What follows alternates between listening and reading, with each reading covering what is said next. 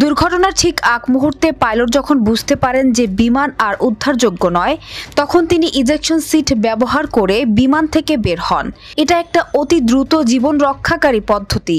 যখন বিমানটি নিয়ন্ত্রণ হারানোর ঝুঁকিতে থাকে, তখন পাইলট ইজেকশন করার সংকেত পান এবং একটি নির্দিষ্ট পর্দা টেনে ধরেন, যা ইজেকশন প্রক্রিয়া শুরু করে। এটি পাইলটকে যুদ্ধবিমান থেকে দ্রুত উৎক্ষেপণ করে প্রাণ বাঁচানোর সুযোগ করে দেয়।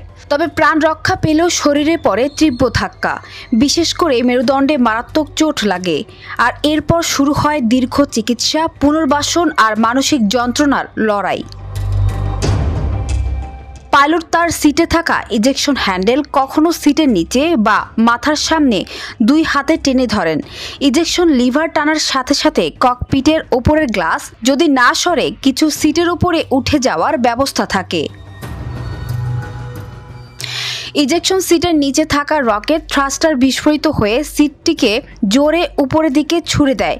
তখন এটির গতিবেগ থাকে ঘন্টায় 500 থেকে 600 কিলোমিটার। নির্ধারিত উচ্চতায় পৌঁছালে পাইলট সিট থেকে স্বয়ংক্রিয়ভাবে আলাদা হয়ে যান। পাইলটের শরীরে থাকা প্যারাশুট নিজে থেকেই খুলে যায়। পাইলট ধীরে ধীরে নিচে নামেন এবং মাটিতে অবতরণ করেন। এরপর তিনি রেডিও দিয়ে নিজের অবস্থান জানিয়ে দেন, যাতে উদ্ধারকারী দল এসে তাকে উদ্ধার করতে পারে। 2022 সালে তানগাইল এলাকায় একটি F-7 বিজিআই যুদ্ধবিমান বিধ্বস্ত হলে পাইলট সালাউদ্দিন আহমেদ ইজেকশনের মাধ্যমে বেঁচে যান।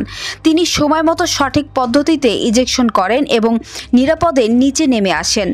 পাইলটদের নিয়মিত ইজেকশন ট্রেনিং দেওয়া হয়, সিদ্ধান্ত নিতে হয় সেকেন্ডের ভেতরে। তাই এটি খুব মানসিক প্রস্তুতির বিষয়। ইজেকশনের সময় শরীরের ওপর যে ফোর্স পড়ে, ফলে আঘাতের ঝুঁকি থাকে। ইজেকশনের পর বেশিরভাগ পাইলটেরই মেরুদণ্ডে আঘাত লাগে। গবেষণায় দেখা গেছে 60% পাইলট মেরুদণ্ডে মারাত্মক ব্যথা, ফ্র্যাকচার বা স্পাইনাল চোট পান। দাঁড়ানো, হাঁটা, বসা সবকিছুতেই সমস্যা দেখা দেয়।